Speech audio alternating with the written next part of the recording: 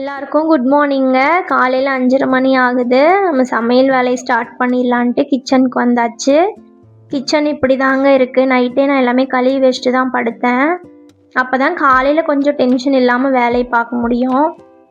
தேவையான பொருள் எல்லாம் எடுத்து வச்சுருக்கேங்க. இன்றைக்கான மெனு என்னென்னு பார்த்தீங்கன்னா, சாம்பார், ரசம், அதுக்கப்புறம் அவரைக்காய் பொரியல், லஞ்ச் பாக்ஸுக்கு உருளைக்கிழங்கு சாதம் தாங்க. இந்த மாதிரி எல்லாத்தையும் டக்குன்னு எடுத்து வச்சிட்டோன்னா கை நம்ம டக்குன்னு வேலையை முடிச்சிடலாம். நான் எப்பயுமே முரத்தில் வச்சு தாங்க வெங்காயம் பூண்டெல்லாம் உரிப்பேன். அப்போ தான் அப்படியே குப்பை எடுத்துகிட்டு போய் போட்டுடலாம், இல்லைன்னா அந்த இடமே கசகசன்னு ஆயிரும். சரி, ஃபஸ்ட்டு நம்ம பருப்பு வேக போட்டுடலாங்க. இந்த பக்கம் வந்து சீரக தண்ணி வச்சிட்டேன். ஃபஸ்ட்டு அதை வச்சிட்டோன்னா அது ஆறிட்டுருக்கும். அப்போ நம்ம அடுத்தடுத்து வேலையை பார்க்கலாம். அந்த கேப்லேயே கொஞ்சம் சின்ன வெங்காயமும் உரிச்சிட்டேன் சாம்பாருக்கு. தண்ணி கொதிச்சிருச்சுங்க, எடுத்து ஆற வச்சிடலாம். வெதுன்னு இருக்கும்போது கொடுத்தோன்னா பாப்பா அவங்க குடிச்சிருவாங்க. நான் பருப்பில் வந்து மஞ்சத்தூள், அதுக்கப்புறம் பெருங்காயத்தூள், தக்காளி 2 மட்டும் போட்டு 4 பல் பூண்டு போட்டு வேக வச்சுருக்கேங்க. அது வெந்துட்டே இருக்கட்டும். அந்த கேப்பில் வந்து நம்ம சாம்பார் தேவையான காயெல்லாம் கட் பண்ணி வச்சுக்கலாம். எல்லா காயும் கடகடன்னு கட் பண்ணாதாங்க அடுத்தடுத்து தாளிக்க முடியும்.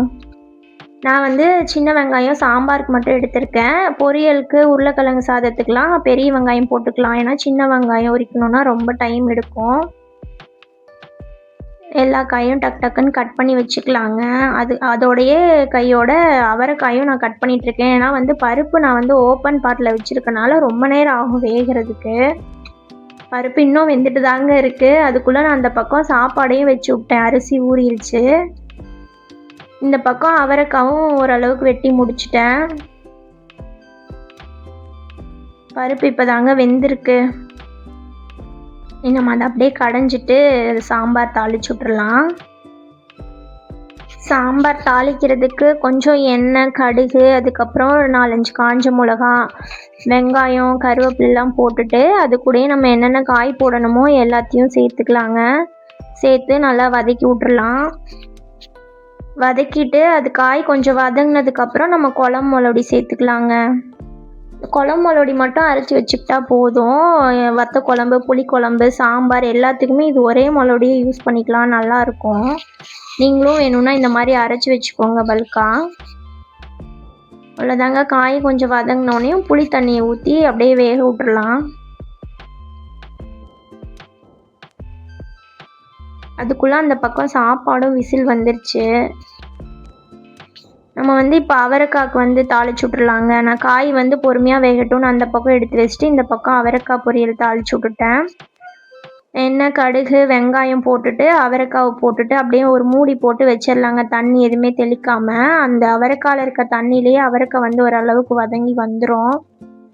அது வதங்கிட்டு இருக்கும் போதே நான் ரசத்துக்கு வந்து தேவையானதெல்லாம் போட்டு இடிச்சிடலான்னு சொல்லிட்டு இடிகளில் போட்டுட்ருக்கேன். அப்போ தான் நம்ம அவரைக்காய் எடுத்த உடனேயும் அப்படியே அதே இதில் ரசத்தை தாளிச்சு விட முடியும். அப்போ தான் நம்மளுக்கு டக்குன்னு வேலை முடியுங்க. இப்போவே மணி வந்து 6:30 ஆயிடுச்சு. இன்னும் நம்மளுக்கு 1 மணி நேரம் தான் டைம் இருக்குது. அவரைக்காய் ஓரளவுக்கு வதங்கி வந்துருச்சு.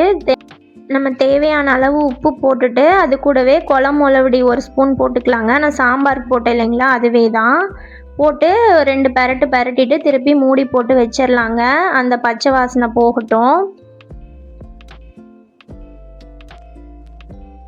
அந்த பக்கம் வந்து காய் வெந்துருச்சுங்க. நம்ம பருப்போடு சேர்த்து ஒரு கொதி விட்டுறலாம்.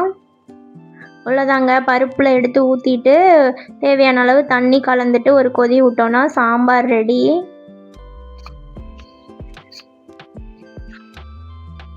இந்த பக்கம் வந்து அவரைக்காய் பொரியலுக்கு கொஞ்சம் தேங்காய் மட்டும் ஒரு பல்ஸில் வச்சு எடுத்துகிட்டு வந்து போட்டுக்கலாங்க. ஏன்னா வந்து மற்ற பொரியலுக்கெலாம் பொட்டுக்கடலை பொடி போட்டால் நல்லாயிருக்கும். அவரைக்காய்க்கு வந்து தேங்காய் போட்டால் தாங்க நல்லாயிருக்கும். இந்த பக்கம் சாம்பாரும் ரெடி ஆயிடுச்சு. இந்த பக்கம் அவரைக்காய் பொரியலும் ரெடி ஆயிடுச்சுங்க. அந்த கேப்லேயே வந்து பாலும் ஒரு பக்கம் காய வச்சிட்டேன். காஃபியும் போட்டாச்சுங்க. கொஞ்சம் டைம் இருந்தது, அதனால் நான் சீக்கிரமாகவே காஃபி போட்டேன். எங்கள் வீட்டில் வந்து இன்ஸ்டன்ட் காஃபி தூள் போட மாட்டோங்க. இந்த மாதிரி ஃபில்ட்ரு காஃபி தான் போடுவோம். இந்த காஃபி தூள் வந்து எங்கள் சிஸ்டரோட அவங்க தோட்டத்திலே விளைஞ்சதுங்க. எங்களுக்கு தேவையானதை அவங்களே ரெடி பண்ணி கொடுத்துருவாங்க. வாசனை, டேஸ்ட்டு சூப்பராக இருக்குங்க. இந்த பக்கம் வந்து உருளைக்கிழங்கு சாதத்துக்கு வெங்காயம், தக்காளி, உருளைக்கிழங்குலாம் போட்டு வதக்கிட்டு, அதுக்கப்புறம் நம்ம சாப்பாடு வச்சிருந்தோம் இல்லைங்களா, அதை போட்டு கிளறியாச்சு. அவ்வளோதான், லஞ்சுக்கு வந்து உருளைக்கிழங்கு சாதமும் ரெடி. பால் வந்து எனக்கு காயாமல் இருந்தது, அதனால் நான் அந்த பக்கம் மாற்றி வச்சிட்டேங்க. பாப்பாங்களுக்கு தோசையும் ஊற்றியாச்சு, சாம்பாரோட வச்சு கொடுத்துருவேன். இந்த பக்கம் வந்து ரசம் தாளிச்சிடலாம். எண்ணெய் ஊற்றிட்டு கடுகு, அதுக்கப்புறம் கருவேப்பிலை போட்டுட்டு நம்ம இடித்து வச்சுருக்க மசாலாவெல்லாம் போட்டு 2 தக்காளியை அப்படியே கரைச்சி விட்றலாங்க. நான் எப்போயுமே கரைச்சிட்டு தான் ஊற்றுவேன், ரொம்ப டைம் ஆயிடுச்சு, அதனால் அப்படியே டைரெக்டாக கரைச்சி விட்டுட்டேன். அது கூடவே புளி தண்ணி ஊற்றி நம்ம எவ்வளோ புளிப்பு வேணுமோ மிக்ஸ் பண்ணோன்னா நம்மளுக்கு ரசம் ரெடி ஆயிரும். பாப்பாங்க வந்து சாப்பிட்டுட்ருக்காங்க. நான் போயிட்டு இப்போது தலைவாரி விட்டேன்னா கரெக்டாக இருக்கும். மணி வந்து 7:15 ஆகுது. இன்னும் 1/4 மணி நேரம் இருக்குது நம்மளுக்கு. அதுக்குள்ளே நம்ம லஞ்ச் பேக் பண்ணணும், தலைவாரி விடணும், ஏகப்பட்ட வேலை இருக்குது. இன்றைக்கி கொஞ்சம் டைம் தாங்க ஆயிடுச்சு. ஈஸியான மெனு தானேன்னு அசால்ட்டாக இருந்தேன், ரொம்ப லேட் ஆகிப்போச்சு. ரசம் அதுக்கு அப்படியே கொதிச்சிட்ருக்கட்டுங்க. ரசம் நுர கட்டி வரதுக்குள்ளே நம்ம லஞ்ச் பேக் பண்ணிடலாம். ஒரு ஆளுக்கு சாம்பார் சாதம், ஒரு ஆளுக்கு உருளைக்கிழங்கு, அதுக்கப்புறம் ஸ்நாக்ஸுக்கு கொய்யாக்காய் தாங்க போட்டிருக்கேன். பாப்பா வந்து எனக்கு சாம்பார் சாதம் தான் வேணும்னாங்க, அதனால் போட்டாச்சு.